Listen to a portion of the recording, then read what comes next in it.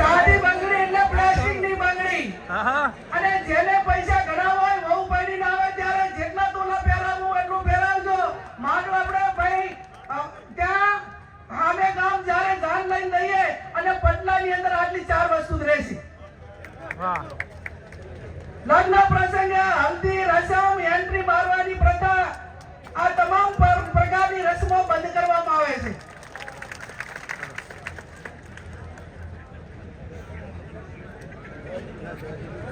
જમણવારનો પ્રસંગ. જમણવારમાં એક મીઠાઈ, દાળ ભાત, કઠોળ, લીલી શાકભાજી, રોટલી, રોટલા, પૂરી રાખવાની રહેશે. આનાથી વધારે કોઈ પણ પ્રકારની આઈટમો લગ્ન પ્રસંગમાં બનાવવી નહીં.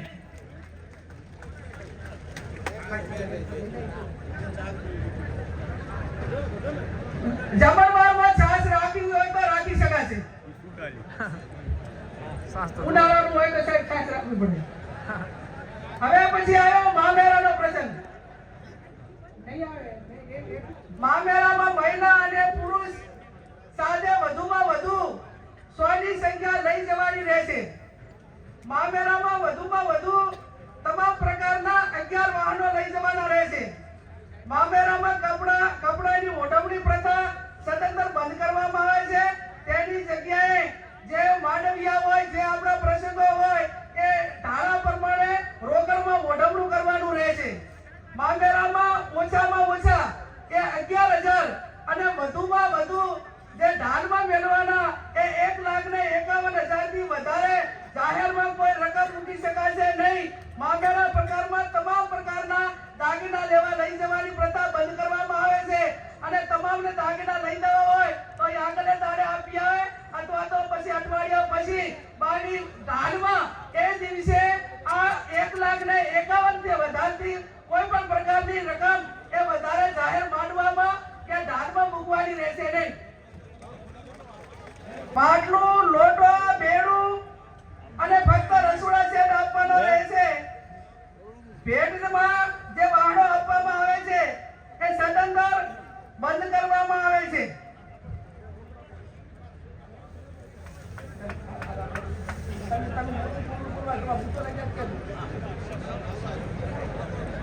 આણાનો પ્રસંગ. દીકરીના લગ્ન કર્યા હોય ત્યારે જ્યારે આણું કરવા જવા માટેની પ્રથા બંધ કરવામાં આવે છે. આપણા સમાજના રીત રિવાજ મુજબ કન્યાને સસરાના પક્ષમાંથી 2 વ્યક્તિઓ આવી અને તેના પિયરમાં મૂકી જવાના રહેશે. બોલામણા પ્રથા સદંતર બંધ કરવામાં આવે છે. બીમારી પ્રસંગે રાવણા કે અન્ય આમંત્રણ પ્રથા એટલે કે બોલામણા પ્રથા સદંતર બંધ કરવામાં આવે છે.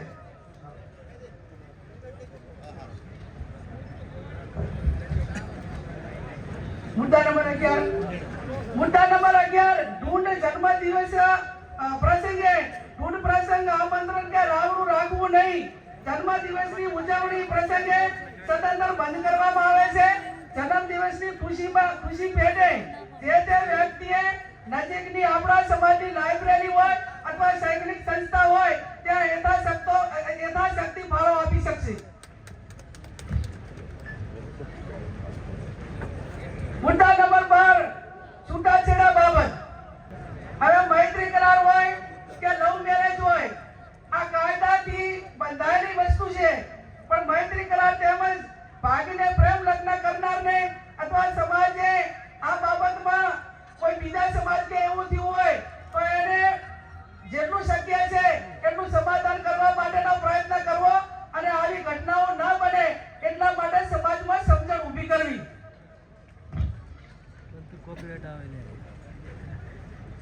મુદ્દા નંબર 14 પ્રસંગોમાં નશાકારક વસ્તુનો ઉપયોગ કરવો નહીં.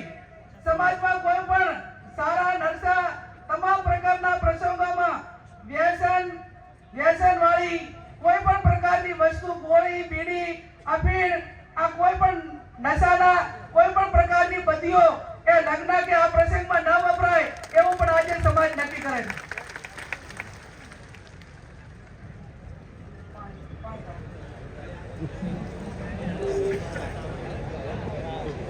મુદ્દા નંબર 15